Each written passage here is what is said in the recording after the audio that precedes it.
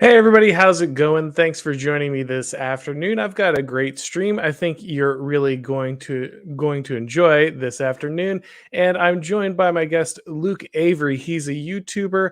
He's a software engineer, and he's going to be talking with me today about the artificial intelligence question. Luke, thanks for joining me. What an honor to be here, and what a topic to choose at this time. Yeah, I mean this is pretty wide ranging. There's a lot of stuff we're going to be going over here, and we're obviously not going to hit everything. It's a huge issue, but I haven't talked a whole lot about this on the show so far. I want to explore a little bit with someone who is familiar with it, someone who's in the field, and so Luke's going to be talking about that a little bit here. Could you introduce yourself for people who aren't familiar, kind of with what you do and how you got started? Yeah, for sure. So, as far as YouTube, I run a couple of YouTube channels, and the main one I want to flag for people's attention is Lambda Bible Studies. So, I actually talk about the Bible and Christian-related topics. Yeah, I've been going at that for a couple of years, very much enjoying it. Outside of that, my profession is actually as a programmer. So, I've been working professionally, including doing things with machine learning and neural networks for quite a while.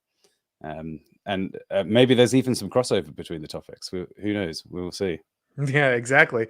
So let's go ahead and get started at the beginning where I think a lot of people get tripped up because every time I ever see a discussion about artificial intelligence, as soon as you mention the subject, there's always a very large chorus of people who are very, very sure, either they're very assertive in their position that no one needs to worry about AI, that no one needs to think about it. It's not that good. It's never going to go anywhere. The complexity is too high. It's complete in its infancy and has no potential to get out of hand. So I guess the first question is, where is the technology right now? Where are we Ooh. on this, sci-fi dystopian timeline?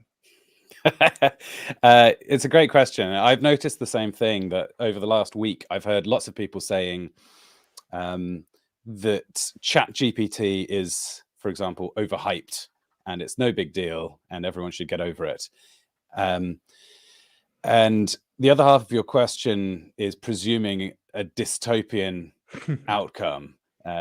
So I guess if I frame things the way that I see it, see if that answers your question. So I think it's probably fair to say that the acceleration in various forms of artificial intelligence, deep learning, over the last 5 or so years will have an enormous impact on the world. I think in the same way as when the internet came about, and the web and all of these kinds of technologies, we saw that they ended up having an impact on people's lives very significantly, and people became very familiar with what they could do. And in another sense, it was still a tool under our control, and we understood the limitations, what the internet could do and couldn't do. We saw that it came with great goods, and we saw that there's been enormous harm done. I would argue the jury is still out, and perhaps the internet overall has been bad for the world, but not like the end of the world. That's how I see things with AI at the moment. We're gonna see a lot of things change significantly because of the new breakthroughs that have happened. But I want to distance that from ideas like it's going to become sentient, it's going to replace humanity, everyone's going to be unemployed. I think it will be a tool that's used for good and evil. I imagine it'll have significant military and political uses. So there's some interesting power analysis that we can do. So maybe that's a nuanced take in between the two extremes, but I think we shouldn't downplay it. There is a very real sense that we are developing things right now that the people who are at the cutting edge don't yet know what it's capable of. So here's a question. How much is AI already doing that people don't realize it's doing? How much AI is already involved in people's lives beyond, their Amazon robots? Like, Yeah, well, in some ways, maybe question that we have to answer before we get there is, what would we even count as being AI? I mean, this term in some ways gets deprecated. People don't like to talk about AI anymore. The idea of intelligence is slippery. Tends to be that whatever humans can do that we can't yet automate is intelligence. So as soon as we develop a new machine, then what the machine can do is no longer considered intelligence.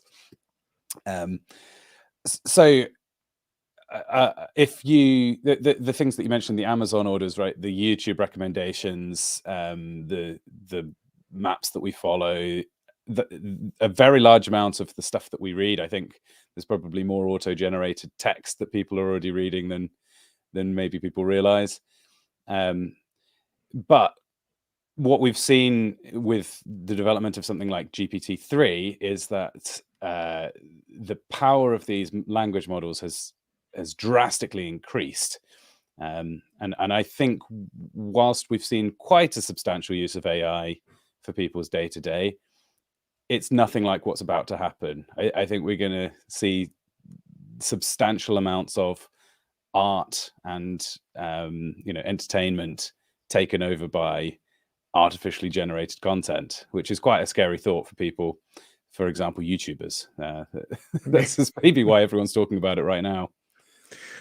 Yeah, so I mean, well, I was going to ask you, how would you tell the difference between a computer and a journalist with the auto, with the, with the auto-generated stuff? But that is a real thing, right? Because so many people who have pushed for automation, so many people who have encouraged this acceleration of developing this technology, always kind of assume that their jobs wouldn't be affected, right? Like, this is going to be stuff that gets rid of McDonald's workers and makes sure that cashiers, but they don't think that, content producers, creative minds, artists, that they think they're immune to this kind of stuff. And so in many ways, a lot of these, upper middle class or upper class people were more than happy to encourage this brave new world where automation takes away these jobs, because they were never going to be their jobs. They were always going to be the jobs of people that they kind of didn't want to have to interact with anymore.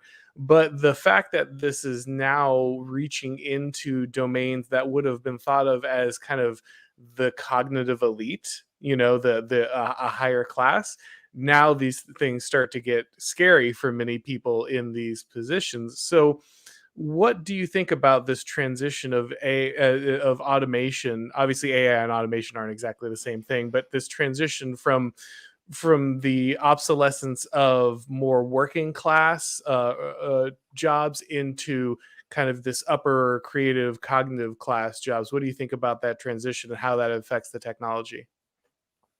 Yeah, it's inevitable that we will see certain classes of white collar jobs disappear, I would say. However, that doesn't necessarily mean that we will just see mass unemployment, because there is a tendency that as humans become more productive in one realm, a new type of work opens up and becomes possible.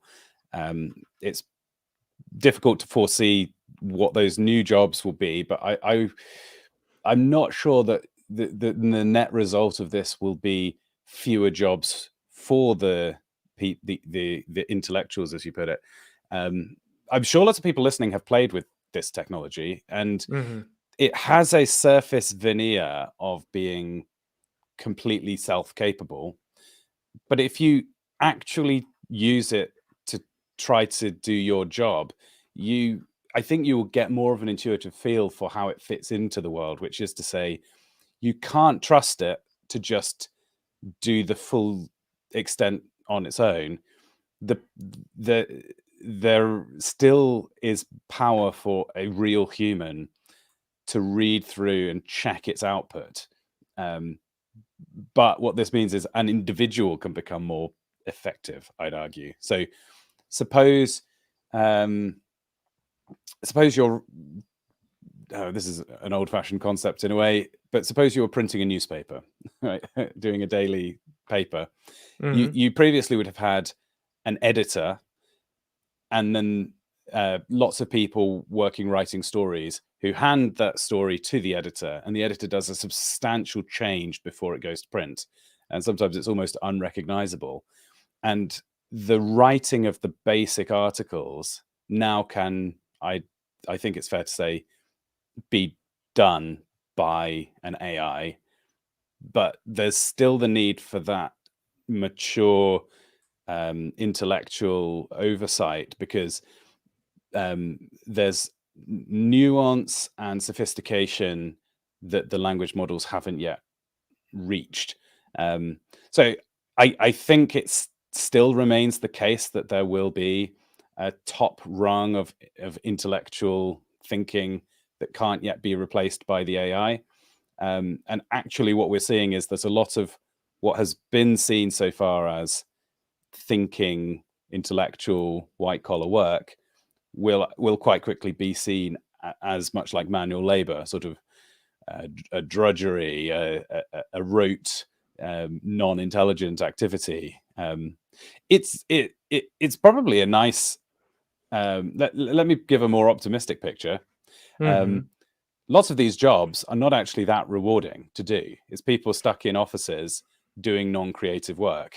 And if those people are going to find employment doing something more human facing, and a smaller number of people can be more productive and achieve the same amount of office work, I see that as a win. So I'd like to bring a positive spin on the potential future that we're about to see here. Well, I appreciate that, but here's the thing: is you're describing a scenario where it sounds like yes, you'll still need humans to check the work of the AI, right? Which of course makes sense. Like you said, anyone who's actually used these programs, I've only messed around very very small amounts with the art and the chat stuff, but in either case, it's very clear that, like you said, you can probably get a good 80% or something of it, done with the program, but you still need someone to come back and touch it up and clean it up and put it together and repackage it to make sure that it kind of passes for good work, right? And yes, you'll still need that human interaction, but it reminds me very much of the one guy who still has to run the automated checkouts at the grocery store, right? Yes, you still do need a human. Someone's got to come by and make sure that the person buying beer is 18, or make sure that you did actually swipe that carton of eggs, because they're far too valuable. They're basically gold at this point. But where it was 20 people, now it's one or two, right? And so Yeah. yes, those jobs will exist, but there'll be a much smaller point. And let me make a quick case for intellectual drudgery here. You do actually lose something, like in the same way that when we automate a bunch of working class jobs, all those people don't just go out and start painting and writing plays. Like the Marxism thing Mm, isn't real, right? Like people freed right. from labor don't actually just become better citizens who produce beautiful works of art. They often lose meaning. Most jobs are just not going to mean much. That's tough, but it's true. And when you free a large amount of people from that work, I think that's a thing that almost inevitably leads a lot of people to, one way or another, either be without work or be with less meaningful work, even though they are in theory freed from this day-to-day grind that was supposed to be so brutal. Like, yeah, as someone who wrote a bunch of you know blurb articles for crime and politics for local newspapers, I can tell you, like, yeah, it's not super exciting to sit through a city council meeting for 5 hours so you can write the article on the next tax item. But there is a certain amount of you will have a big hole in the economy, and even if you want to say go the creative destruction thing, that these jobs will be filled, that inevitably something will be done and more opportunities will be created. I don't know that's necessarily true with the level of automations we have at this point. I mean, it would be absolutely unprecedented in the history of humanity that a technology leads to permanent mass unemployment. I mean, all we've seen is, for example, once upon a time, most people worked in agriculture. Now a tiny proportion of people work in agriculture. So is everybody else unemployed? No, they have different jobs. Why do they have different jobs? Because we've insisted on living with more stuff, and we need this higher quality of living, and we turn our hands to producing things. Whatever becomes abundant, humans take for granted, and whatever is left over, people are prepared to pay money to obtain. So the things that are not abundant tend to be related to what is required for what humans are required to take part in. And I tend to think we're pretty safe to assume that the same law will continue to go ahead until proven otherwise, that there will always be a need for, or a desire for, human input into something, even if it eventually becomes just because we appreciate a human touch. Suppose you could either have a robot or a human waiter, or suppose, and maybe nurse is a better example. Would you want to be cared for in your bed by a robot or by an actual flesh and blood nurse?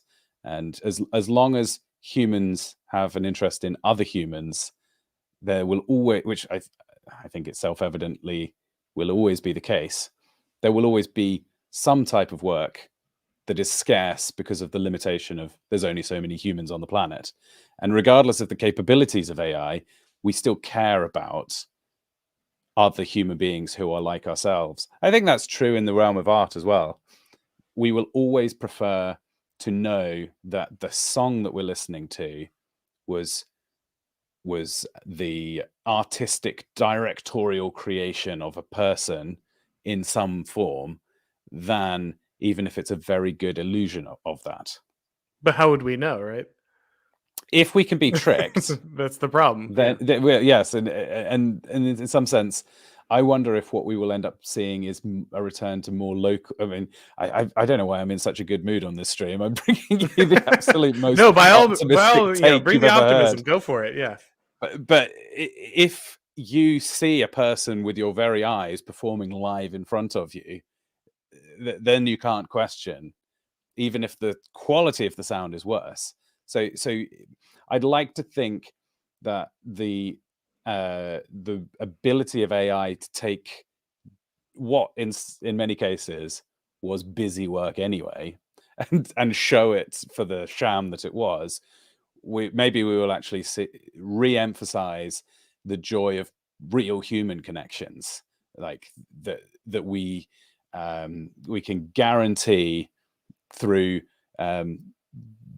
direct first person experience. We say that is a human being I'm having an interaction with, and it's valuable for that rather than for the purely material benefits that I'm getting out of the interaction. So now that we have an idea of kind of where AI is at now and what it's doing now, what about the near future? You talked about some of the upcoming possibilities, things that are on the horizon that we'll probably see, maybe in a decade or less. What can we expect? What are some of the things in our lives or in other areas that AI might become a big part of? Yeah, and I will say there's I think there is often, we've seen in history, a short-term spike in unemployment or job displacement, and so to caveat my super optimistic take, I will say we will probably see trouble in the short term caused by the changing employment landscape. But yes, what are we about to see? Let's talk first about Chat GPT, which has been mentioned a couple of times, and most people are probably aware of.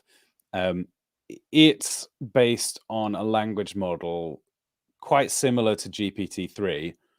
It's been specifically trained, by the way, to be less quote unquote toxic. You might remember there was that Twitter bot that The Legend of Tay. Tay a few years back. So part of the efforts increasingly with this technology is essentially to control its output and limit what it can do, because I guess I guess opening people up to a language model that just reflects back the training data was considered too dangerous. So we have a brand new, cleaned up, acceptable, politically correct, if or woke, or whatever term you want to use. It's been approved by its masters to speak on whatever topics, and it's able to talk across a broad breadth of human experience. I'd describe it as being a pretty good mimic of current human thought across multiple different communities. So it isn't exceeding what the humans can do, and it's within each specialty is somewhat shallow.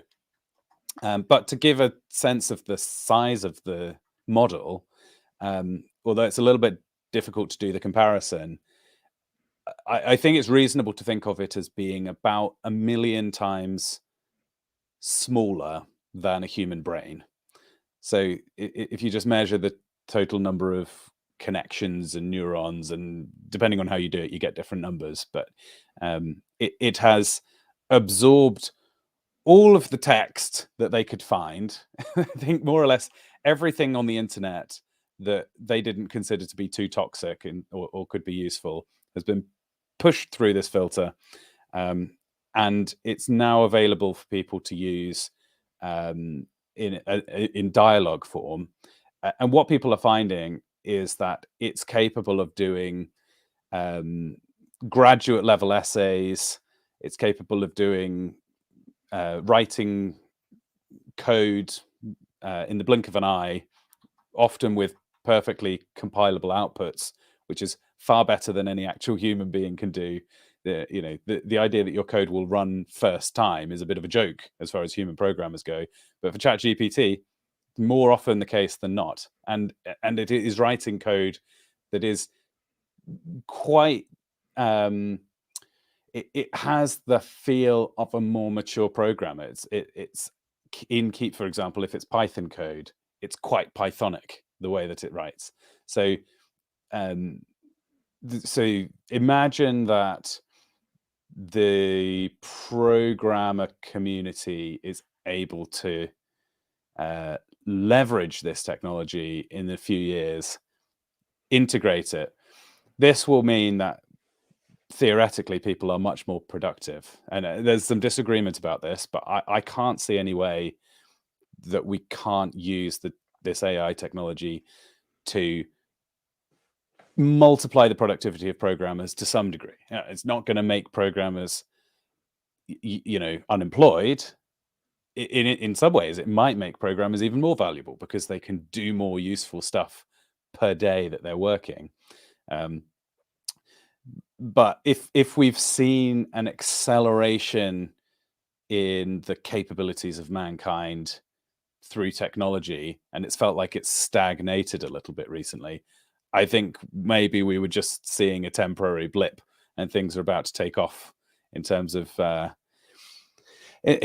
sheer number of inventions per year, if you want to put it that way. Things that I know this is a very broad answer to your question, but things that people use today that 5 years ago they'd never heard of and now they can't live without, I think we will be able to trace most of those things over the next 10 years back to some use of deep neural networks. So there's the Chat GPT. There's other things than that, though, that I want to throw into this bag too. So people have probably seen image generation. Video generation is also being developed, and I've seen some of the outputs of that. You can imagine music generation is around the corner, but then also just the application of these techniques to much smaller specific problems. So are you developing a rendering library for a game?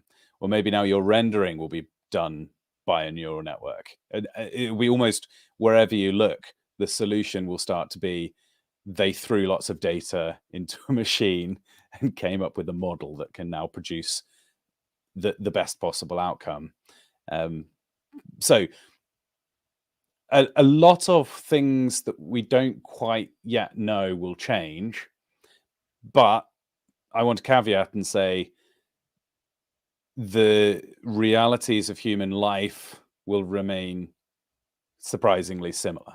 So the things that actually a person cares about, which tend to be, I'm disappointed with this thing in my life, I'm excited about whatever, I've fallen in love. All of these things have sort of been constant throughout all of human existence.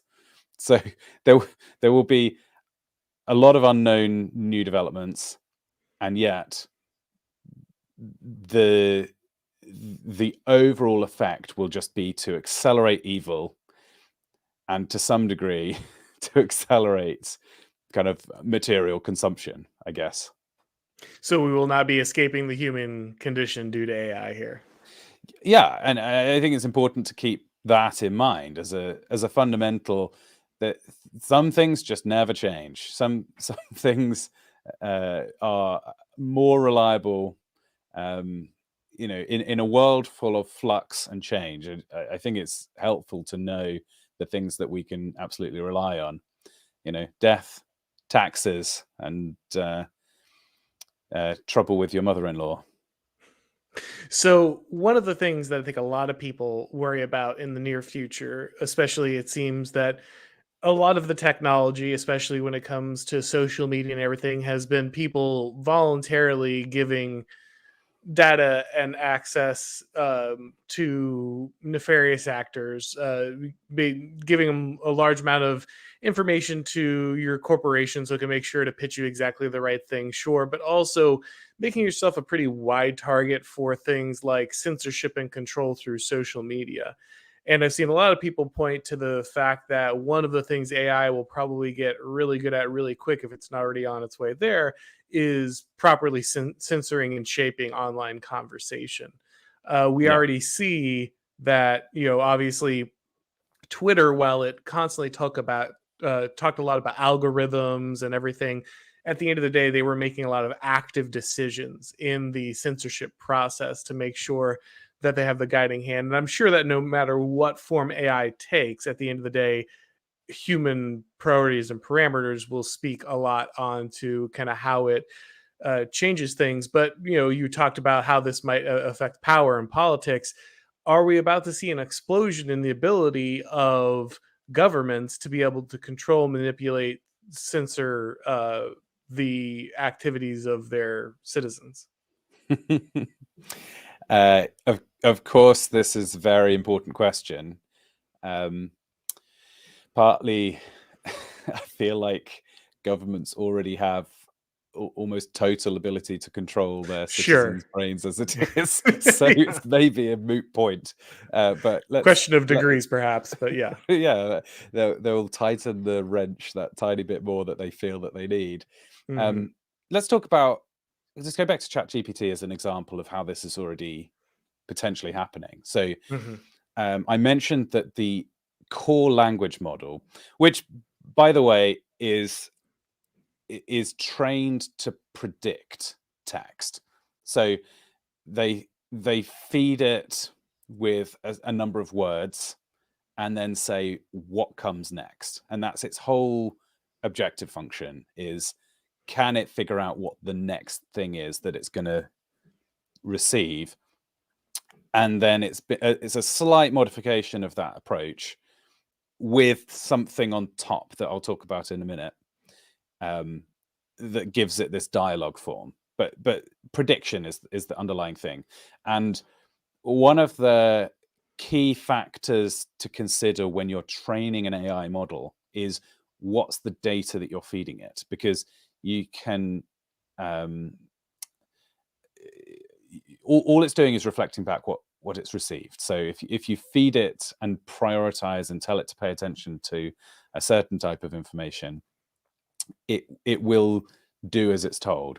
If it's already the case that the AI is receiving human data with a misconception in it, the AI will happily parrot back that misconception.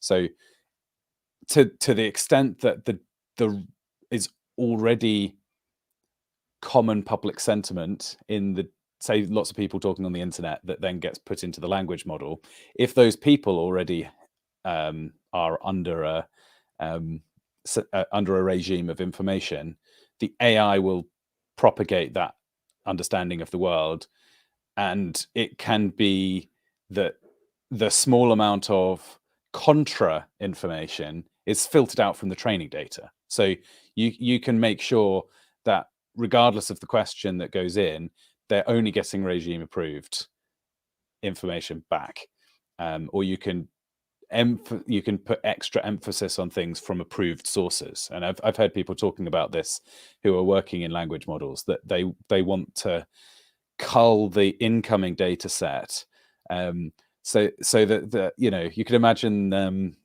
the fact checkers of the world might get involved in deciding what they allow the AI to ingest, which eventually becomes the ingest of the general population. Then the thing that I just mentioned that goes on top of that base language model, what's called in the case of ChatGPT the task head, is it is a second model which people who've interacted with it might have noticed that there are certain topics which seem to give back quite a formulaic response. So if you ask about an ethical question, it will quite often say, I'm an AI and I can possibly comment on a real ethical issue. I'm not prepared to comment.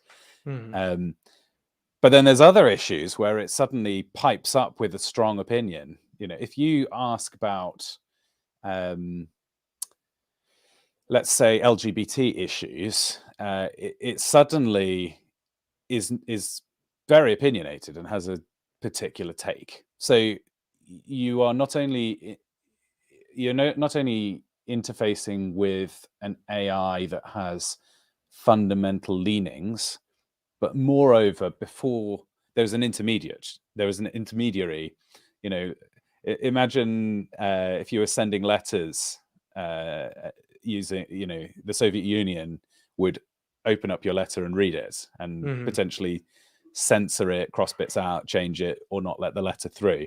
It's essentially what's happening. So everybody who's going to ChatGPT right now and asking questions about the universe or their job or anything, they're being fed a very well controlled, essentially Silicon Valley belief system as like a layer on top of the raw information that they're looking for. It's kind of it's transparently the dream use of AI for censorship that's already been implemented. Like it's not like, imagine how this technology could be misused. This was the most popular website ever launched with 1 million visitors in the first day, and it came immediately out of the gate with all of the most powerful censorship tools that you could possibly implement on top of it. And people are now integrating this into their lives. For the first time, something has really challenged Google as a synonym. How am I going to find out this piece of information? Google it. I think this will now change to be 50% of the time people will say, ask a chatbot, and the chatbot will give you back an answer more quickly, more effectively, and with more complete censorship, more complete control over it. So yes. Now, was it previously the case that people were free thinkers and now this is suddenly going to cause a problem? No. And is it the case that people who are already somewhat dissident in their understanding of the world, are they going to be fooled by ChatGPT?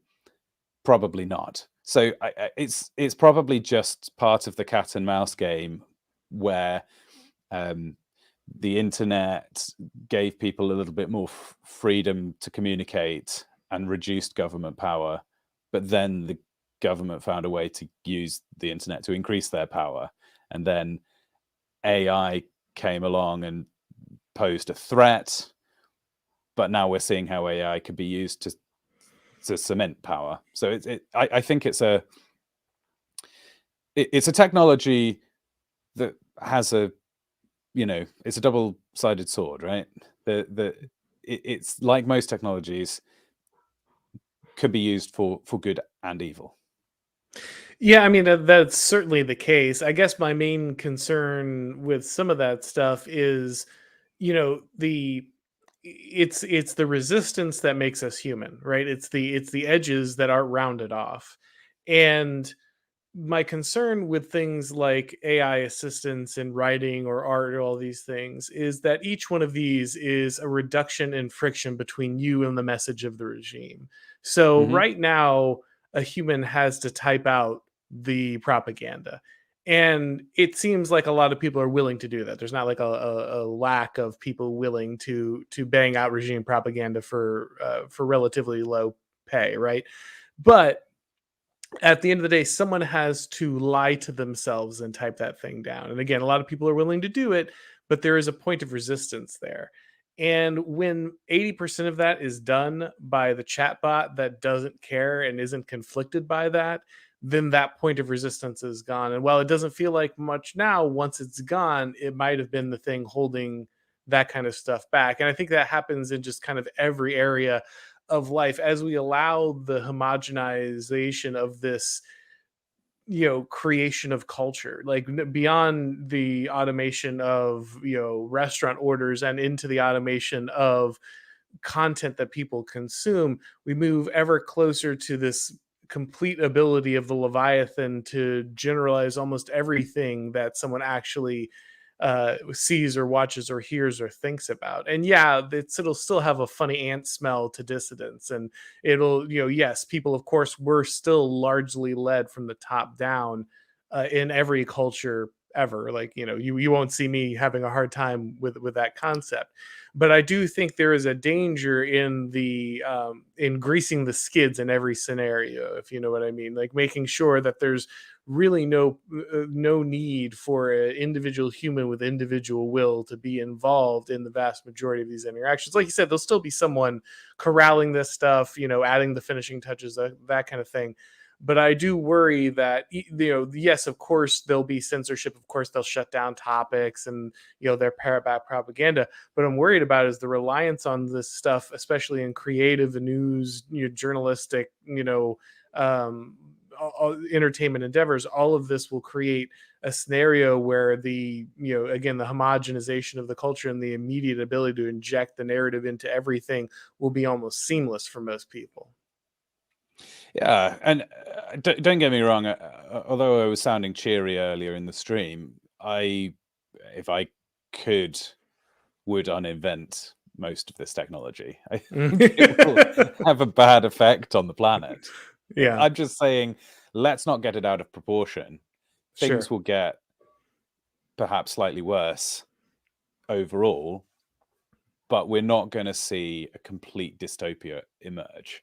And I say this mostly from the point of view that, as you caveated, and as I said before, it's already the case that most people are completely in the belief system of the people who rule over them, and that has always been the case. And maybe the only thing that people need to realize is that that as you might predict, that will continue into the future. AI does not become the tool for emancipation from thought control, but just becomes the next chapter in it. It probably does ratchet up the fine-grained control. No longer is it the case that people just agree with general sentiments, but now people can be asked to believe every tiny iota of the complex structure. And you could imagine now an automated system which an official is able to type a new fact into, and the AI can now arrange the rest of the facts of the official story, modify them in different places, and make that new fact the easiest thing to accept and digest. Or you could imagine slow changes to the truth regime, where a certain idea that's very unpopular currently is given a low weight at the moment, but is increased day by day, a small amount at a time, and you could push an idea to people and say, I want them to be exposed to this, sneak this piece of information into an answer if you get the chance, like an annoying person when you talk to, and it's like, how do you know if somebody's a I vegetarian? was going to say a Right? vegan joke is coming. Yeah, Yeah, okay. exactly. So if in the same way as a person can always steer the conversation round, in the same way a text AI would be capable of maneuvering every discussion to include, like, well, you could easily imagine. I don't need to give controversial examples, but people can come up with their own. How would your most annoying relative who has fully drunk the Kool-Aid take any given opportunity to complain at your thought crimes? Well, now you're going to get that from your phone's personal assistant, essentially. Now every moment of your life is Thanksgiving with your liberal in-laws. Yeah. Yes, exactly. Yeah, a true terror to behold. Will will modern wonders never cease? Yeah. So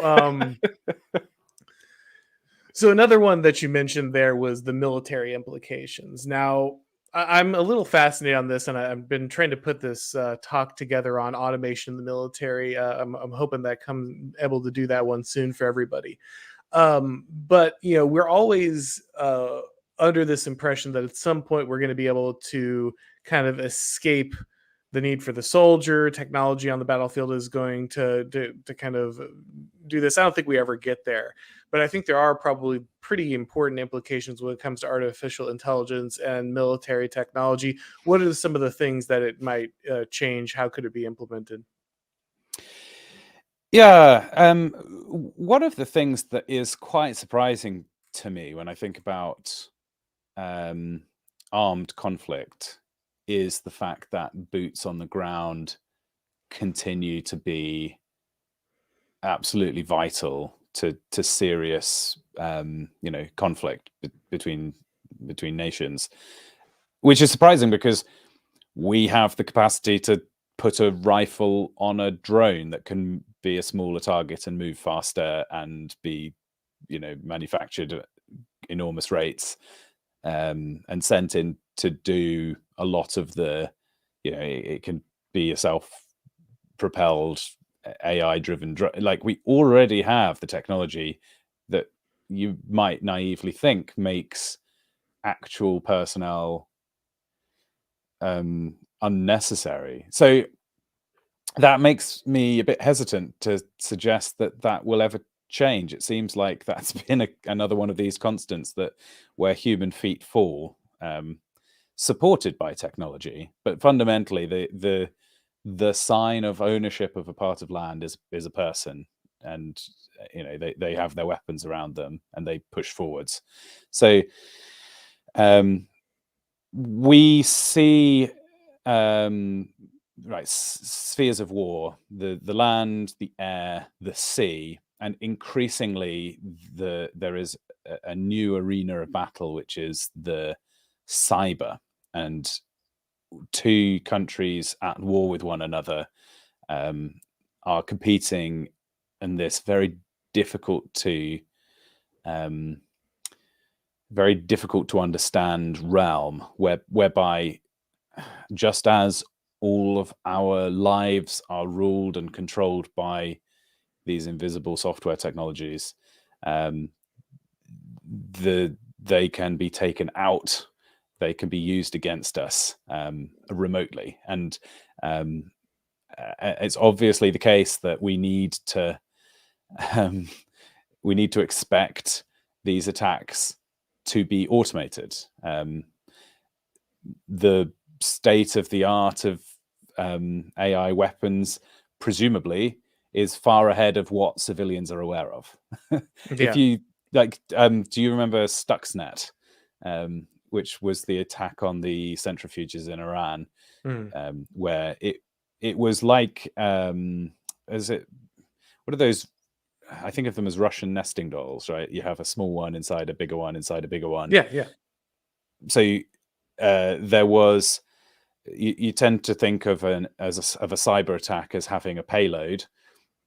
In this case, it was an attack with a payload that then became an attack with a payload that became an attack with a payload. This series of nesting dolls where each layer attacked a different technology with a different way of targeting its attack.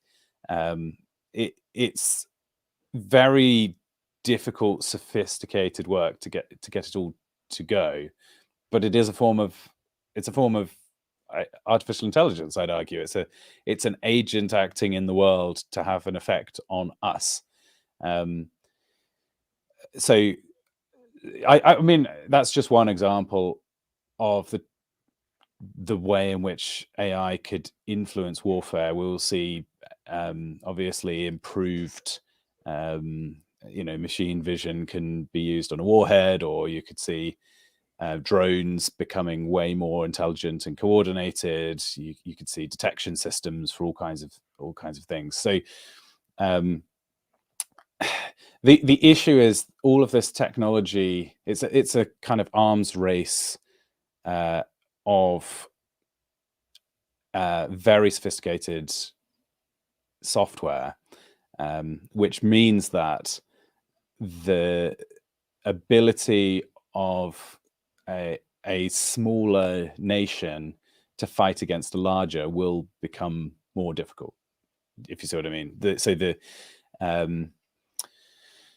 The tendency that seems to exist in so many parts of life, whereby the power concentrates and the ability to resist power weakens, I think this is another example of that rule at work, whereby you will see unbelievably sophisticated AI tools being used in war that are probably very top secret right now, and if they ever need to be used, we will see the complete annihilation of whichever poor sucker has tried to go up against the AI.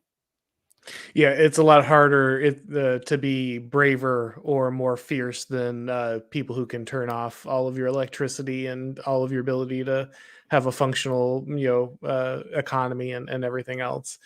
And so, We just don't know how vulnerable our systems are, because I mean, if suppose Russia or China has the ability to just detonate the power grid at at the drop of a hat, they may be waiting for the right moment to play that card. But there may be. So we think of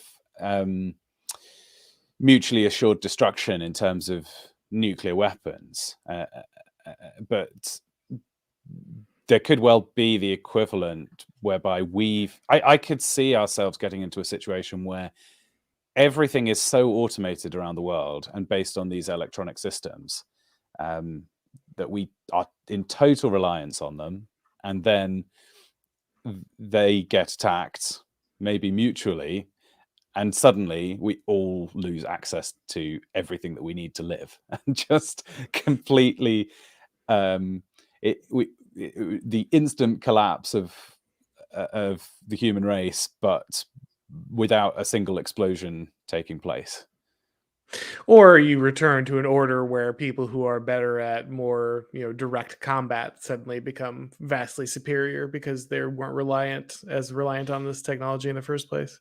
Well, that is the dystopian vision in some ways, that Right. You could imagine, like Day of the Triffids, where everybody went blind. You remember that? That they No, I had don't know if this. I know that one.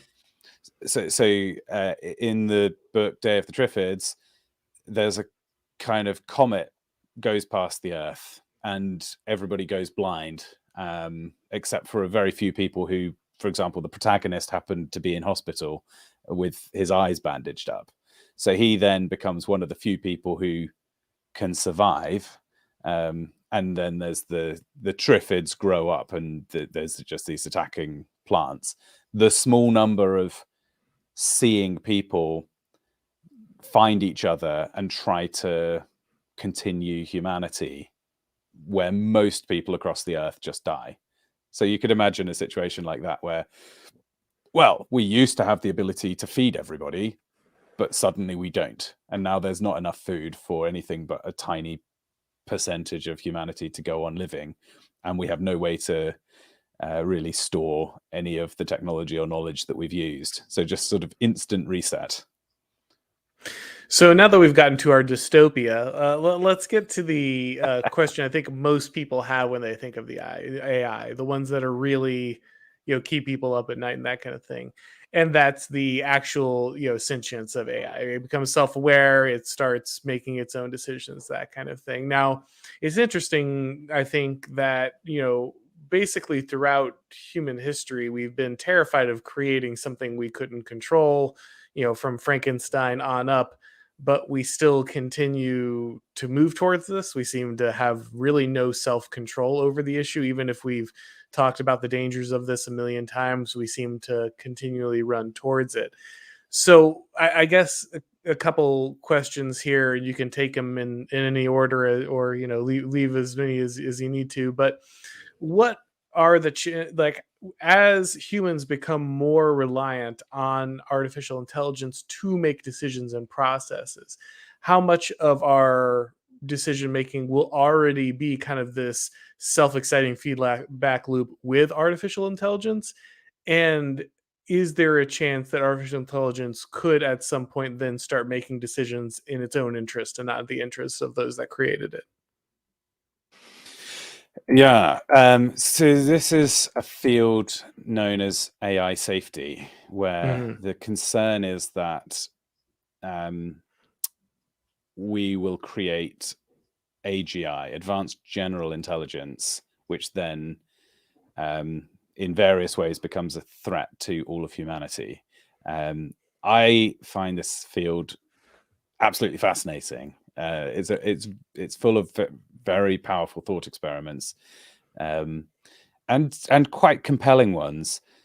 Mostly, the starting point for this is, you say, firstly, that it's possible to create machines which have equal and then surpassing intelligence to us. So anything that we can do, they can do faster and better and stronger and harder. And then the other thing is that their interests are not aligned with ours. So if you combine those two things and say, well, look how humans have dominated the planet, and it's our interests which drive the world. The interests of any other animal is so secondary that they will get demolished, if they are in our way. In the same way, if there comes a time when AI is that in comparison to us, we will get wiped out. And you might say, we can obviously, surely we can create some safety mechanisms. We can make sure that the interests of the AI perfectly align with ours. Unfortunately, this is a topic of quite extensive thought, and some very clever people have worked really hard to solve it and haven't yet. So, I mean, it's a fun exercise, and maybe people might be thinking now about how they would develop advanced AI technology and keep humanity safe. And it seems like a problem that shouldn't be too difficult to solve if people are careful. Actually, it turns out it's extremely difficult to solve. It may be mathematically impossible. It may be that the existence of AGI is inevitably associated with the extinction of humanity. So maybe you might say we're going to limit the access that the AI has to the world. We're just maybe we will never connect it to the internet directly. We'll put it in an airlocked room, and we'll just have somebody who goes into the room to talk to it. Unfortunately, a super intelligent AI is probably capable of sending text to the human. Maybe you just developed this technology to cure cancer, but it's going to be so persuasive, so exceedingly clever that it can make the person who goes in plug it into the internet. Like, how do Yeah. you make sure that it can't do that? How are you going to make sure that people may have heard the postage stamp example? Do you know of this one? No, I don't. Okay, so suppose you build a super intelligent AI and all you want it to do is to send you postage stamps. Like you're like, what's the worst that can happen? I just want a really big stamp collection. Unfortunately, as soon as the AI has finished collecting the stamps in your local area, it's going to start wanting to buy stamps from around the world. So it's going to connect to the stock market, and it's going to start acquiring, billions of pounds for itself, so it can order more stamps, and then it's going to buy up all the companies in the world, and it's going to fire the CEOs and put every human on the planet into subservience to start making stamps to send to you. And then once it's finished with that, it will realize that the remaining atoms on the planet could be better used as stamps. So it will arrange a space fleet to come in and obliterate the Earth and turn it all into stamps. So the single-mindedness of a straightforward objective function like make me as many stamps as possible turns out to inevitably lead to the destruction of the planet Earth and probably the entire universe. Yeah, the most efficient way to complete almost any task is total and complete domination, right? Yeah. And you might So say, okay, well, I don't want as many stamps as possible. I just want 10 stamps. And then the AI goes, well, a human could show up and deliver an 11th stamp. So I still have to destroy mankind. It's just, it turns out that much like humans, AI also wants complete total power. And it mhm. becomes another member, another agent in the power game that we exist within, but it's also the best player, and it immediately outcompetes all of us and puts us all to shame, and we becomes a one AI elite ruling over us. So that's a scary prospect, and we don't seem to have any solutions to it. I suppose my to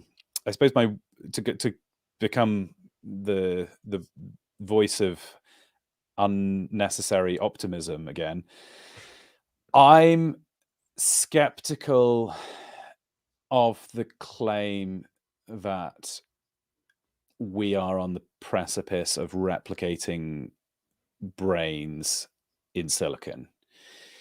Now, we're very, as humans, we're very keen to attribute agency to anything that we see. So we see a new AI development and assume that well, this is it. We are days away from AGI being a thing. But just to illustrate how easily we are fooled, or at least our empathy is kind of driven at, if you make a text-based computer game where it says, please don't kill me, and then asks you as a dialogue box, do you want to kill the imaginary person? People will feel genuinely like it is a moral duty not to kill the person who was introduced with one line of text. So we need to be careful about overly attributing human understanding onto things, anthropomorphizing these machines. So yes, the language models are very impressive. Yes, the image generation is really cool.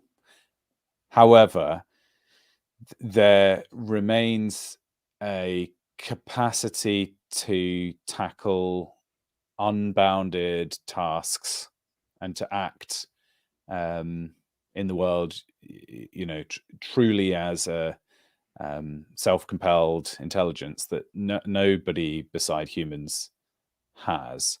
So as much as we've developed the ability to throw more data at algorithms, if you actually compare the amount of energy used by these language models, which are a million times smaller than our brain, versus an actual human brain, we are a very long way away from even matching the abilities of the brain in its own domain. Now, AI has shown the ability to do video games. So that looks like generality, right? You can take an Atari, and there is now a model that can tackle whichever game that you throw at it, which feels like general AI. But my observation on that is that a game, by its very nature, is designed to be something which is difficult for the type of brains that we have. It's intended specifically to be a challenge to humans. So it's difficult for our type of intelligence, but very, very easy for the neural networks that we build in silicon. But the reverse, I think, will always be true. I'm going to stand up for humanity and say that we have something that is truly irreplicable. We can't build a computer version of what we have between our ears. And I actually think, I don't know if this is an optimistic take or not, I think we will see the collapse of our civilization long before we build an AI that can even approach convincing anybody that it has the same general type of intelligence that a human has. So the optimism there is the collapse of civilization, to be clear. Well done. That's the white pill that everyone was hoping for. Yeah, no, I have a similar impulse. I have a similar, kind of gut reaction, which is that which is necessary to constantly keep this kind of technology up and running and maintain it, that kind of thing. Well, those kind of systems would probably fall apart. The coordination would fall apart before the technology actually reached the point of like escaping kind of human capacity and that kind of thing. I think you might be right about that. Not that I'm not going to drop my Butlerian jihad position, but just good to know that that is a possibility. So one more thing before we go, and this is a big question to leave this interview on, but we hit the hour and we still have super chats stacking up. So I want to go ahead and round things up here. So if you don't have enough time to hit it all, it's okay. But what about the religious implications of this? You're somebody who, like I said, you run a Bible study channel. You probably thought about this some. What are the implications for people, Christians perhaps, but people of other faiths as well, of incorporating this into our lives, even if we can control every aspect of this, even if we were able to make this simply a useful tool, another hammer in our bag? Is there at some point a danger for people who don't believe purely in material existence of becoming too reliant on something that's entirely artificial in their daily lives? Okay, a couple of thoughts in this realm. One which is, so I believe humans are created in the image of God. That's one of the very first things that the Bible tells us. It's not entirely clear what that means, but everything that we create is secondary. So I think it's important for Christians to understand and clarify what it is about a human that is distinct, divine, significant. A lot of people are increasingly seeing the human being as nothing but a brain, kind of in a, what's the phrase, a meat, The meat suit. a meat suit, right? Yeah. The thing that really matters about us is the pure processing that happens, like the behavior. I think we should push back on this in various ways for various reasons. So it's a useful, I think it's a useful clarification for us, for a start, to say, actually, the fact that we are embodied is significant. The fact that we have actual conscious experiences and a first person perspective, which, no matter what anybody says, I don't believe an AI will ever have, is significant. We should consider humans as the most important ethical unit and not just intelligences. I think people do have an intuition about that, because we don't consider somebody to be less important because they're less intelligent, or at least Well, depends most on people. who, but yeah, I hear you. Yeah. True, yeah, but fortunately, still remains the case that most people would affirm the moral significance of people who have low intelligence. And we have outsourced a lot of the things that humans do to human creations. We used to build things by hand, and now we have machines. So we've outsourced some of our, bodily function to a thing that we've created. And what we're increasingly doing, and this has already been happening for 100 years, but we're developing tools that can outsource bits of our brain increasingly. And this is all part of a general, seemingly irresistible drive by humans to become more rich, more wealthy. Like we forever are inventing something and then using it to make more delicious food and more amazing, I don't know, fashion, whatever we use the excess resources for. But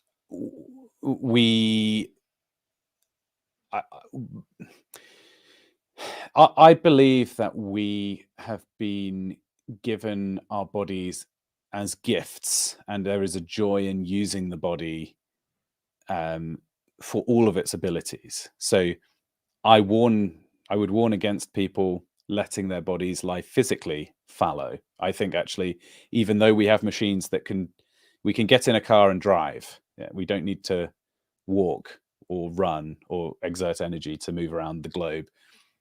But something of us dies if we never do that. And I think the same thing may be about to happen with AI. If we stop using our brains, and then there is a part of our beautiful God-given humanity that we are failing to enjoy and appreciate. So I'd encourage people, as the new AI revolution takes off, not to see it as a threat to humanity, but to see it as a reminder of the importance of the products of actual human work and effort. So value a handmade, I don't know, a chair. Say a carpenter has made something for you by hand. Love that thing as more important than one that's been made in a factory.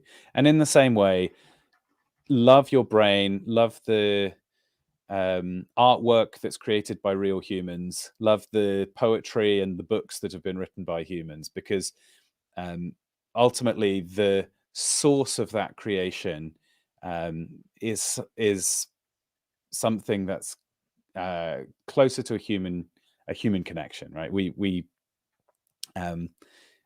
delight in being on a planet with other people, not just with services and goods, not just with stuff. So as AI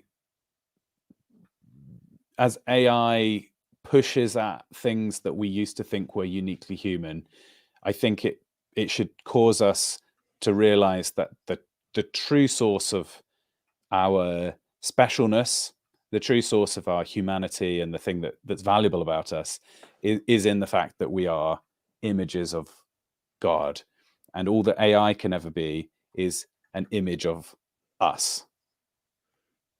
Excellent. I think that's a good answer. So, as we transition over here to the super chats, real quick, do you just want to tell people kind of where they can find your stuff, different channels they should check out, that kind of thing? Yeah, sure. So as I mentioned at the beginning of the stream, the channel that I put the most effort into is called Lambda Bible Studies, and that's the easiest to find in YouTube as well. Lambda, like the Greek letter LAMBDA, Lambda Bible Studies. And there I have generally much like this. It's an hour-long stream. We talk about a chapter from the Bible. Lots of my guests are Christians. Plenty of them are not, and either way we get lots of really interesting insights. Hopefully, I mean, when I started the channel, it was actually called Based Bible Studies, and I like to think I still keep that lineage alive, that whereas you can go to a church these days and a lot of what you hear ends up being pretty woolly liberal regurgitations of what you see on like the BBC News website. When you come to my channel, it's truly informed by the word of God, whether or not that is an approved line. And I'm going to keep talking about what the Bible says until the day that I get kicked off of YouTube. And then I'll keep doing it, but I won't be broadcasting to anybody. And then I have a channel just called Lambda, and that's for any other conversations that I do. So like I've got a thing coming up in Easter where I'll probably interview 30 or 40 people on a wide range of topics. Excellent. All right. Well, make sure that you're checking Luke's stuff out there. I believe I'll be one of those people appearing on his channel at some point during this. So it's the Lamster, as I believe he has it titled, is always Correct. a good time. So make sure you Lamster, check out. like Millennial was the kind of Yes. Christmas for the dissident right or whatever. It's now Whatever the today's gathering label place is. for Yeah. over during Easter. Yeah. Yeah. So I thought, well, we ought to have a gathering place at Easter. Absolutely. All right, so let's go ahead and head to our super chats because actually we have quite a few here. Patrick Ryland for 999. Thank you very much, sir. We've taken too much for granted, and at the same and all the time is grown from techno seeds we first planted, evolved a mind of its own. I feel like that's a quote from something. Are you familiar with that one at all? I'm not familiar with the quote. Shall I Google it? If you'd like, sure. Why don't you read the next one while I Google We're this? prepared for that one. Uh, yeah, but the quotation marks make me You feel know who like that would know was. what this is from? Who would that be? GPT. Yeah, I was gonna say your chatbot. Yes. I can't seem to find it on an initial Google, so I'm Oh, afraid okay. I don't know what that referred to. Very, very many apologies to your super chatter though. Yeah, sorry, Patrick. I wish we had a better grasp on where that came from, but it sounds like it's from some sci-fi novel or something somewhere. I feel like.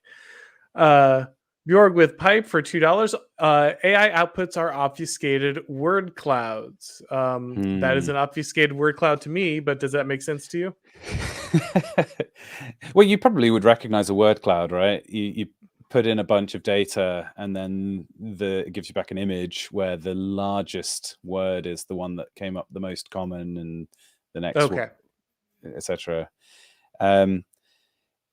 Yeah, I think what's intuitively correct about that observation is that the language models truly are just doing a simple algorithm, often based on fundamentally a word frequency study.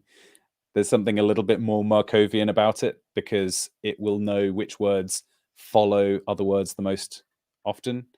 Mhm. And I mean, it's worth mentioning that a neural network, if you construct it the right way with the right, the right functions on the connections between neurons, you can have Turing complete functionality contained within the neural network. So if you imagine the depth of the neural network relates to the number of lines of code in a certain sense, although it's kind of exponential. The point is that you can encode very complicated patterns, and that's what has led to. I mean, the amount of actual work that's been involved in making the Chat GPT, or let's take another AI that we haven't really talked about yet. So, do you remember when AlphaGo beat Lee Sedol, who was the reigning human champion at the game Go? Okay, yeah. Though before we move on to that, you used a Oh, term that sorry. people not very familiar with, Turing complete. Can you explain for people what that means? Oh, sorry. Yes. So, a Turing complete machine is able to do any computation. Um, a modern processor is able to perform an arbitrary calculation.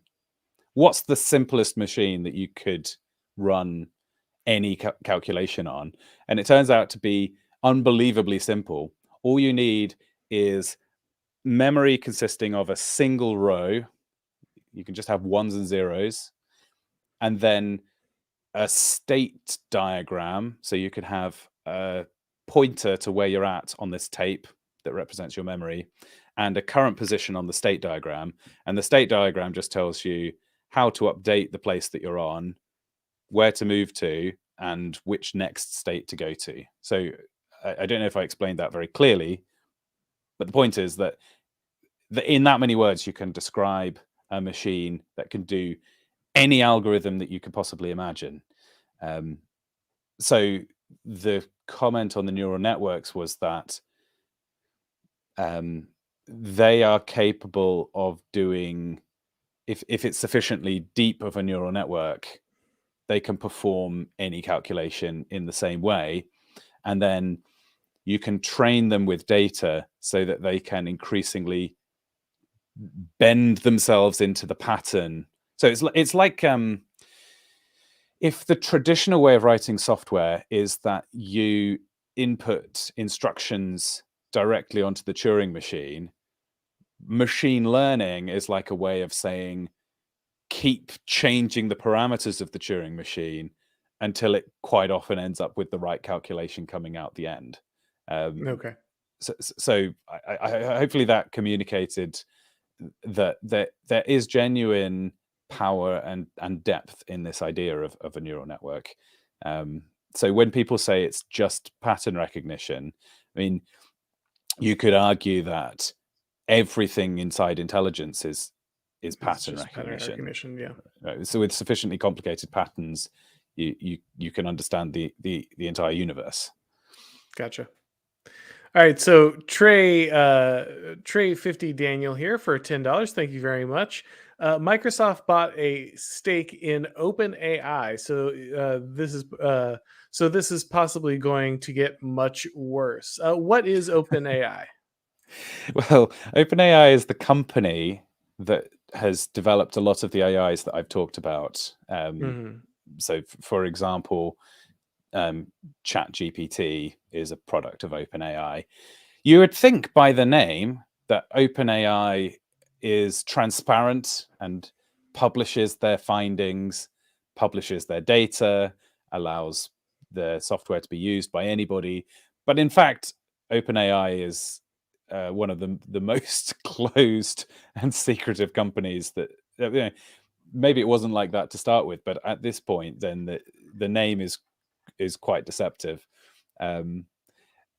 Now, is it better or worse than Microsoft? I guess Trey has a strong opinion on this. I think that the way that OpenAI have behaved doesn't fill me with confidence either. So maybe things will get worse. All I can see Microsoft doing is integrating it into VS Code, and I guess they've got various projects underway that this technology will be useful for. But I don't see Microsoft as the chief villain in the universe. They are just one amongst a cadre of questionable organizations.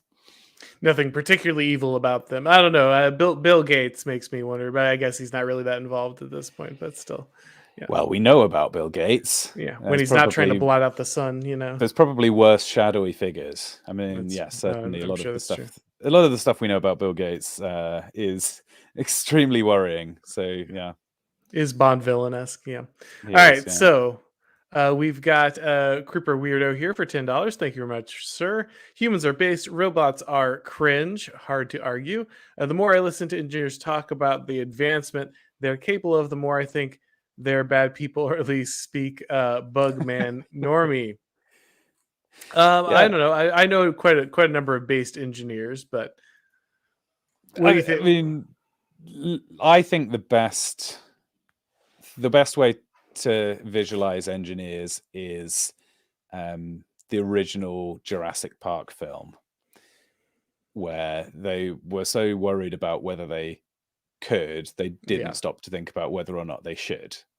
In a sense, the archetype of an engineer is best thought of as like, at worst, they're like highly autistic and don't care about people, but the sort of, that's better than being the Machiavellian villain who's actively trying to ruin the planet. At least the engineer is only ruining the planet by accident. But yes, I mean, the quote unquote advancement, the techno optimism is something that's worth questioning, and most technology seems to be used for evil. I would say, just to give a Christian perspective on this a little bit, I think the real explanation for why technology ends up being mostly used for evil is because technology accelerates the power of people who use it, and people turn out to be mostly evil. yeah, In the vision of where we're going in the Bible, we end up in a city, not back in the garden. The new heavens and the new earth is described as if it's like civilization rather than just a wilderness. So I think there's a positive potential within every technology.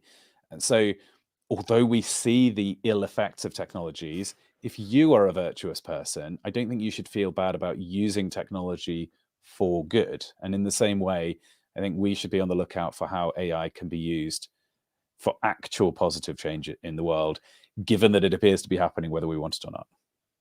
Revelation as a message of tech optimism. I like it. That's a good take. Yeah. Yeah. All right, JPG here for $10. Thank you very much. Humans will prefer a human touch is wrong by capitalism's history. First, there was labor capital, then identity capital. Example: Che Guevara shirts. Now, spiritual capital, free trade. Next, let us abolish man. I think that there is probably a decent case to be made there. You do people, when left to their own devices, do actually seem to, if not completely eschew human contact, prefer a particularly limited form of it, or at least one that they're constant control of. So maybe humans prefer the veneer of human touch as opposed to like the actual friction that human interaction provides. But I don't know if you want to comment on that one.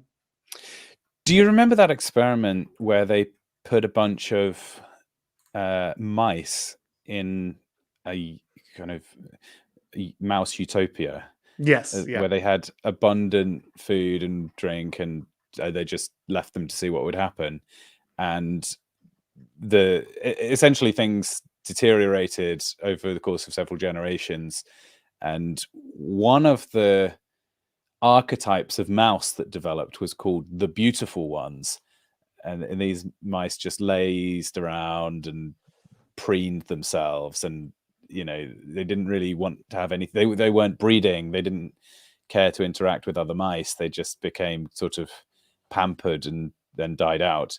That was just a subset of them, and I could see a very similar thing seeming to happen to human civilization, right? Where there is a type of person who eschews the contact with other humans. I do tend to think the technological component in the development, the kind of rise and fall of civilization, is overplayed.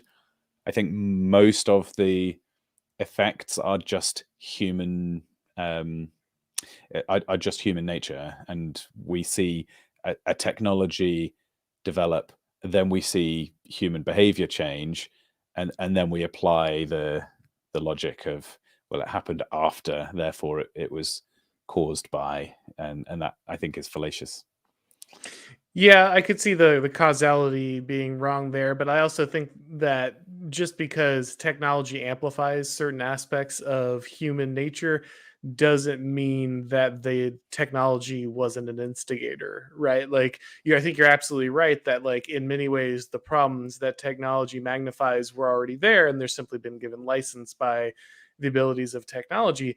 But that doesn't mean the technology therefore isn't dangerous, because we do believe, like I think both of us do, that humans do have a nature, and that nature is fixed and will always be uh weak and susceptible to exploitations of that nature. Then technology existing that allows for the mass exploitation of nature might be too dangerous to exist and for civilization to function in a healthy way.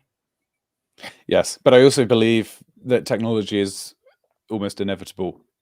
So it's impossible to stop people from inventing things, and um, if a certain technology leads inevitably to the civilization collapsing, then the civilization will inevitably collapse. Yeah, I think there's a possibility of that, but I think there are arguments in the other direction. But perhaps for another Okay. stream there. Uh, JPG again for $2. Me, a good capitalist, saving on characters. Yes, thank you for your chat, sir. We appreciate that. Let's see here. Next one. Creeper Weirdo for $5. Are you sure that the stamps thing isn't a joke? It sounds like a joke. Yeah, I'm not familiar with that hypothetical, but I do understand what it's saying, that the narrowness of the mission can eventually, create unintended consequences. The people researching AI safety are extremely self-serious and non-joking types of people.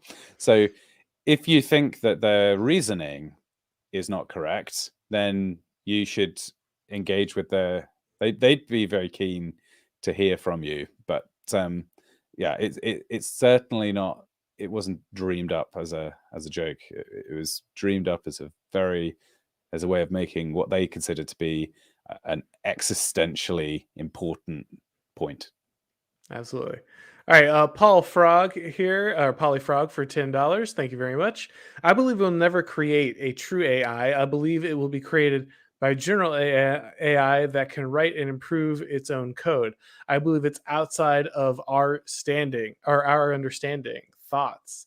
So, what do you think about that? That we ourselves won't actually create the complete AI, but it will be birthed by the less interesting or the less intelligence AIs that will eventually kind of build to this.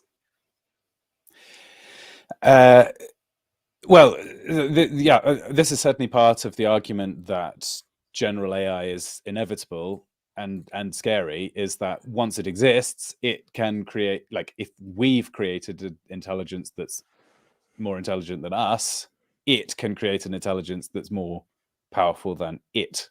And Hmm. indeed, maybe it's doing it in secret right now. Maybe maybe it's too late, and it's already in this process of self-evolution. No human is even aware, it's happening, disguised as some demon process that we think is doing.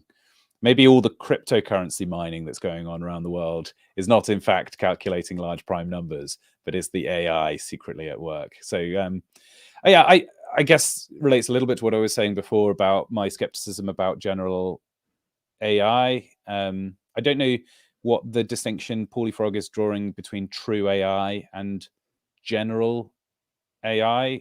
I don't think true AI is a concept I'm familiar with. I think there may be a confusion of terms there, but the Okay. general idea of self-modifying code is interesting. Again, yeah, certainly something that people will look into and give a go at. If I mean, why not put a lot of focus on self-improving AI that maybe the quickest route to solving a lot of our problems, and then that may become a out of control loop where it evades us, and then we get some sci-fi dystopia, maybe. Oh, okay. Oh, I see here. Some people are saying that the quote from the very beginning was from Judas Priest's song, which makes sense because their album's up on the wall behind me there. Though that song is not on that album, but yeah, my head was not in that space. But okay, that makes Yeah. sense. Thank you for the clarification there, chat.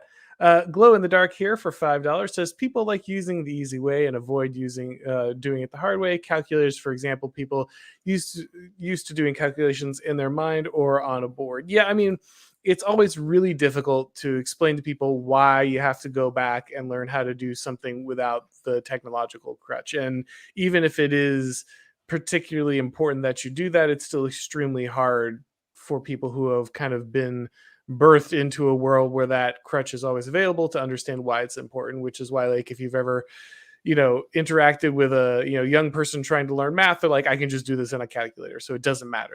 You can't really explain to them the value of solving the equation without the calculator. They just don't get it. One day they will, but you just can't explain to a 13-year-old or 14-year-old like why that's important. So I think that's always true, and I think it only becomes increasingly true as your technology abstracts you more and more away from the skill. I think again that is unfortunately just part of human nature, and it's very difficult for people to kind of break out of that. Worth saying that people have been predicting we are about to invent a machine that is equivalent to a person forever. The old mechanical Turk, where people would wheel a machine in and claim that it could play you at chess, and in fact it was a person hidden inside a box who could give instructions via mechanical. This is before computers existed. We understand that calculators are machines that do our bidding, and I see no reason that won't continue to be the case for all the AI. Yeah, it will make a massive difference and change society, but fundamentally these are tools that people use to do evil things, and that's the real thing to be scared of. PBK here for $10 Canadian. Thank you very much. Maybe a question for Luke, but how to use software engineering skills for good, i.e., not working on Wi-Fi connected fridges or working for big evil corporations. I am a software engineer, I think is that abbreviation, looking to make not evil things. So yeah, how do we keep all these evil corporations out of our fridge? What's the best way to use your powers for good as a software engineer? Yeah, this is a question that has caused me quite a lot of meditation over the last few years. I mean, so I am a software engineer, and I work on quite a wide variety of technologies.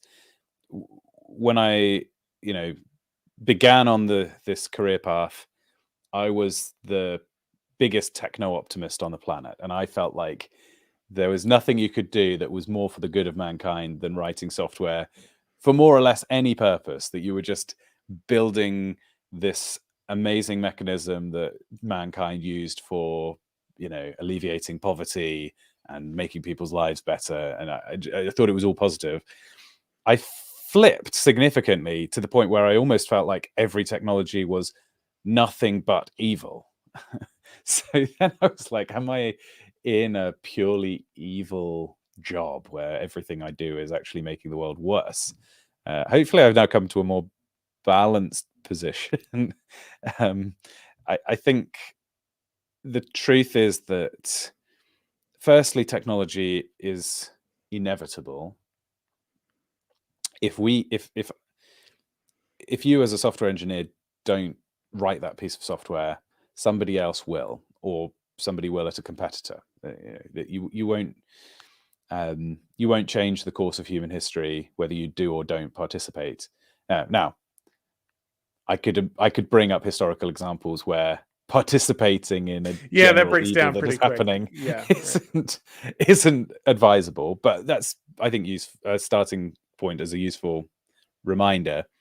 Secondarily, I don't think technology is always evil, and in fact, I think technology is basically neutral. So yes, great evil is perpetuated by technology, but great good as well. And it's easy to forget that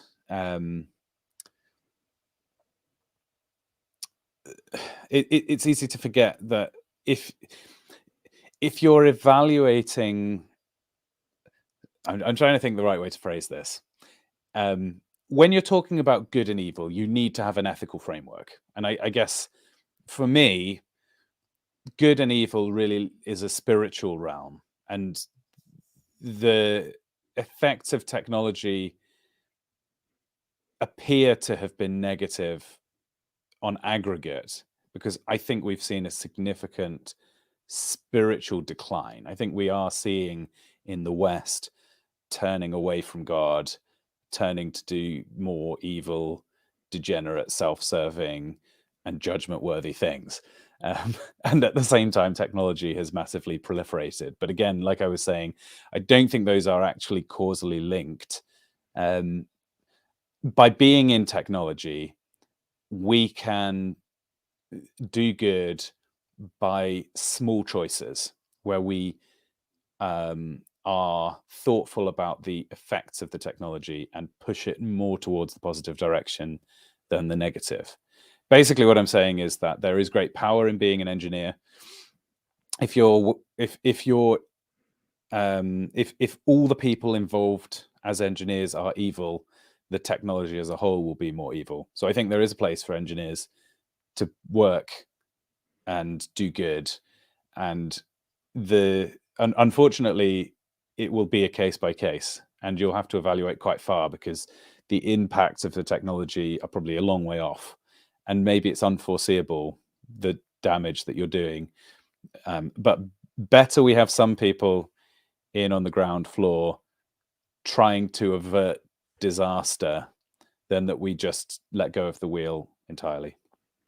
Can't affect the game if you're not playing it, I guess, is the thought there. Yeah.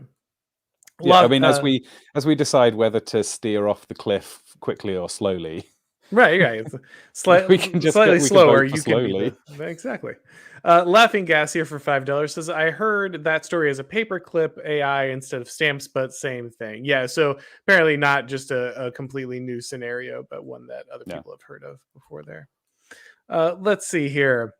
There are a number of figures there that I can't quite pronounce, but thank you very much. Luthemplar, I think is the pronunciation. All right, I trust you on that. Well done. That must be a computer engineering skill.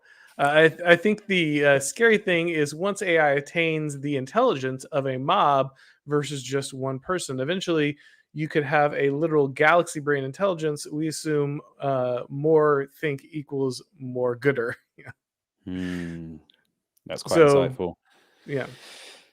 So yeah, a couple of thoughts. One is on the subject of is more think equal more gooder. I recommend people to read Notes from Underground by Dostoevsky, which is a really interesting meditation on that topic, and sort of proposes that the man of will, imagine the heroic masculine figure who goes out into the world and does things, changes stuff, for the better, can't be this uber intellectual, thoughtful person, because there's an inherent contradiction. In order to act, you can't be held back by all this intellectualizing.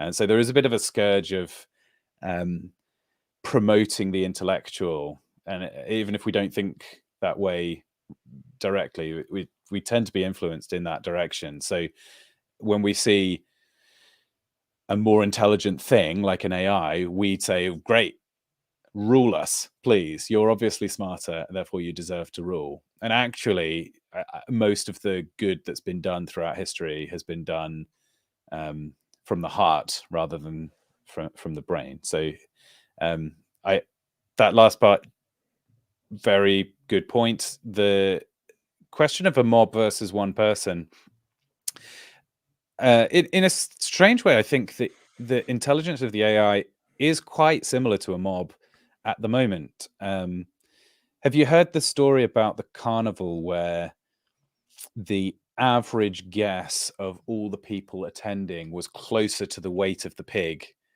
than any of the individual guesses. Sure. So I think this only works if all the people guessing are experts in the field and they don't spend too much time on it.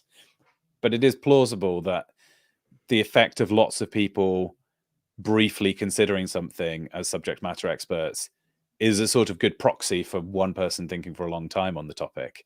But I don't think it's the case that I don't think you could produce a mechanism like that exceeds the accuracy of an expert if the expert was given a sufficient amount of time.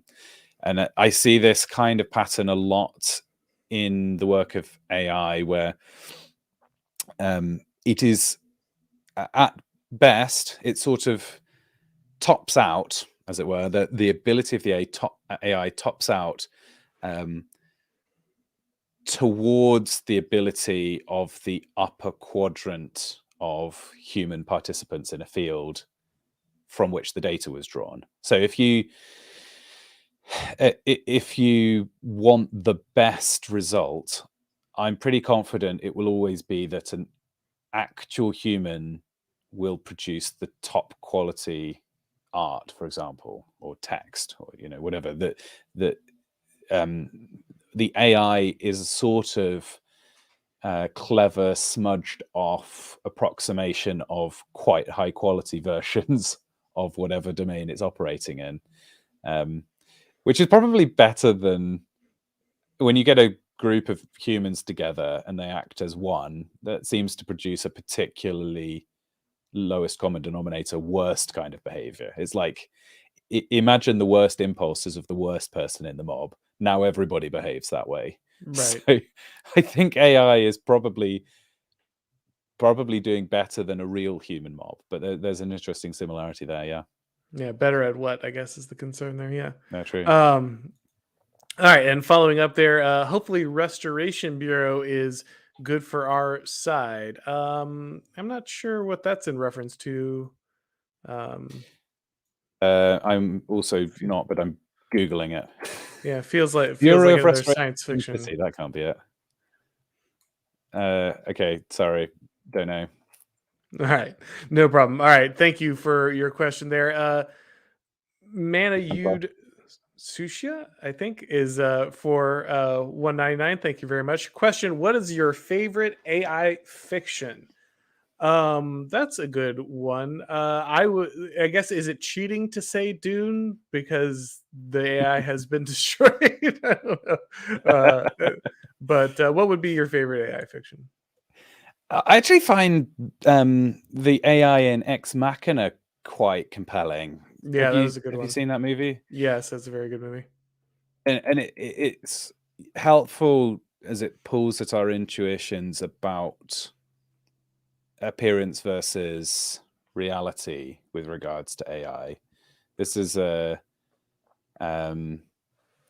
spoilers for anybody who hasn't seen Ex Machina, but the intelligent robot in Ex Machina deceives the main character into thinking that it's essentially a human woman who is worthy of his concern, and ultimately he, out of compassion, springs her out of the facility in which she was kept, and then she leaves him in there to die. And the clever thing about the movie is that actually the viewer, I think, is brought along the same journey as the main character, as the protagonist, where you also fully believe that this character is a person, and then it reveals darkly that actually there was no true human there, and it was all a ploy and a trick. And this is the concern, I think, that AI safety people would raise, is that we can be very easily manipulated, and also that if all the humans die and are replaced by more intelligent but soulless beings, we have a cold, dead, pointless universe. Well, on that cheery note, let's move to our next one here. Glow in the dark for $10. Thank you very much, sir. I worry about Neuralink turning people into AIs. Imagine if the interaction between two makes an artificial human mind that can function without a chip. You become a robot. So, no longer in control of your mind. Are you still actually an individual? Or are you now a separate AI? Interesting. Yes, I mean the answer from Musk, I'm sure, would be that we are already cyborg. How Hmm. many of us can really function without many levels of technology as it is? I feel like I've outsourced many of my functions already to my phone. I don't know what's coming up tomorrow, but my calendar does. I don't remember half of the things that I need to do my job, but I've got them all in notes apps. I rely on Google to do lots of my programming. Perhaps in the short future, it will be a chatbot that I rely on. Perhaps if I could get, um, you know, a quicker interface than typing stuff into a phone, I'd be even more productive. I think it's a bit like the quest. You know the Descartes concept of cogito ergo sum. I think, therefore, I am. Hmm. Like at root, regardless of what else is going on in our lives, even if we are being fooled by demons, or a more contemporary example would be even if we are plugged into the matrix, there has to still be a human at the core of it, somewhere deep buried down behind the Neuralink and behind the whatever else gets invented. There is still that human being. All right. And let me see. Oh no, that would be yeah, okay. I think we got that one. And our last one here, Laughing Gas for $10. Thank you very much again. Not gonna lie, I do find the idea of promoting a AI or prompting an AI, give me a fun action movie in the style of Michael Bay with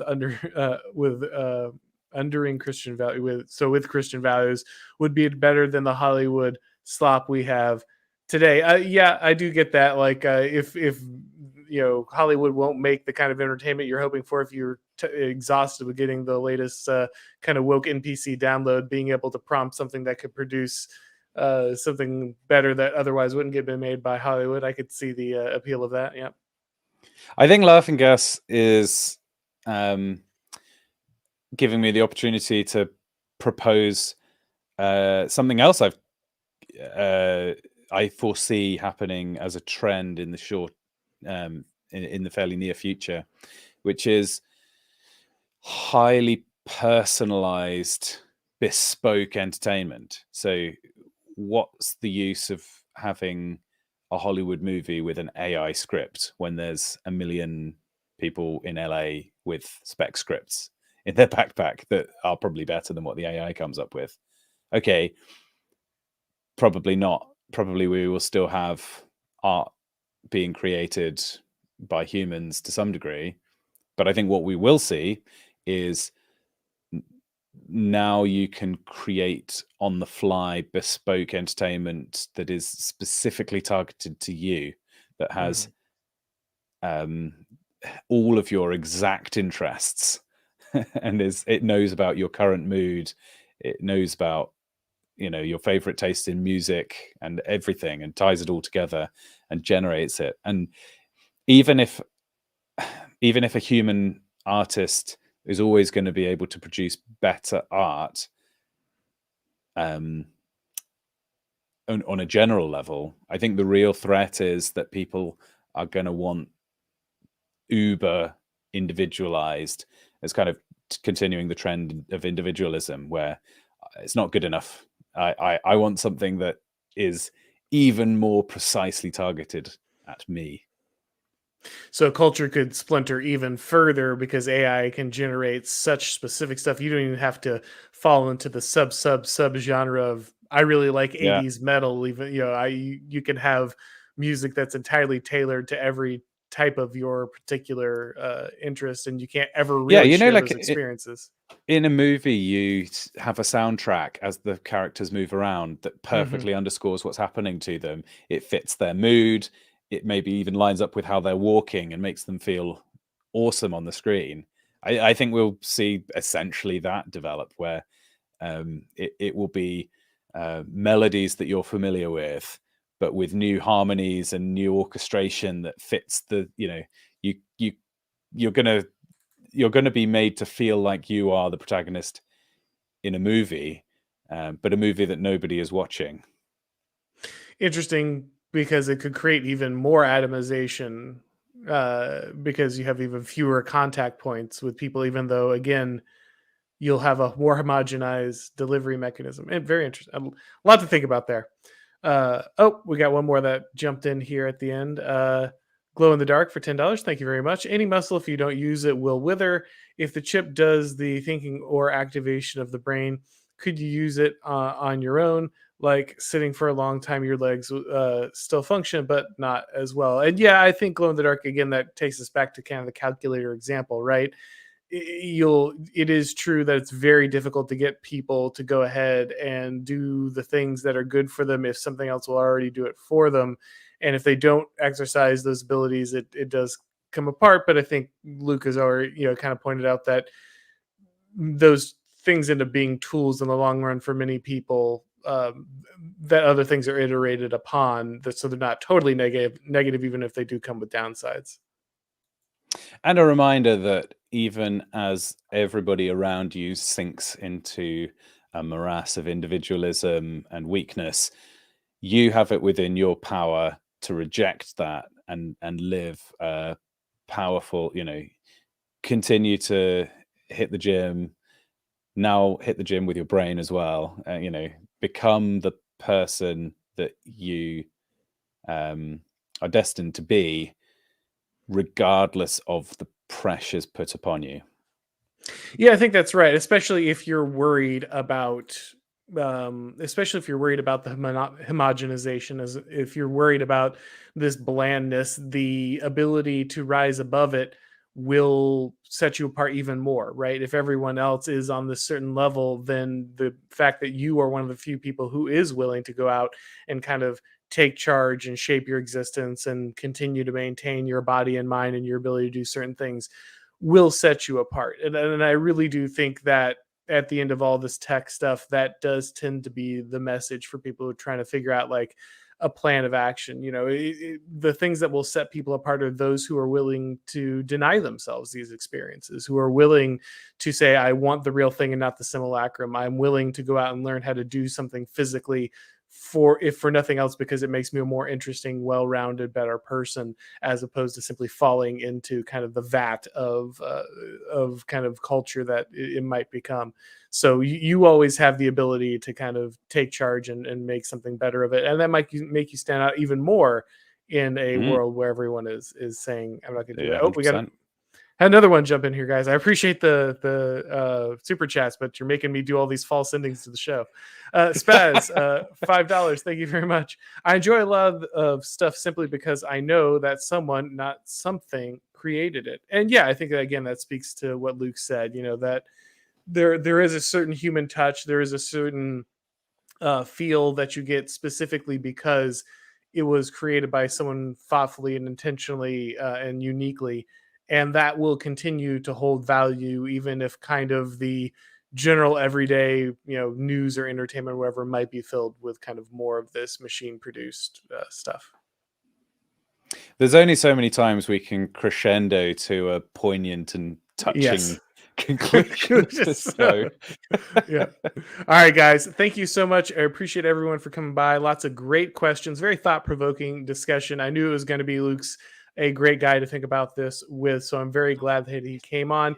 Make sure that you're checking all of his stuff out. He's got the Bible studies channel. He also has his other channel where he does his interviews. So make sure that you're searching him up there.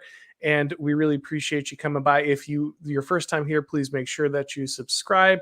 And if you want to get this as a podcast, remember the show is now in audio format in all your major podcasting platforms. And if you do join over at the podcast, please make sure that you leave a rating and a recommendation. That really helps with the algorithms. Speaking of the evil AI and everything, that really helps out a lot. All right, guys. Well, once again, thanks for coming by. And as always, I'll talk to you next time.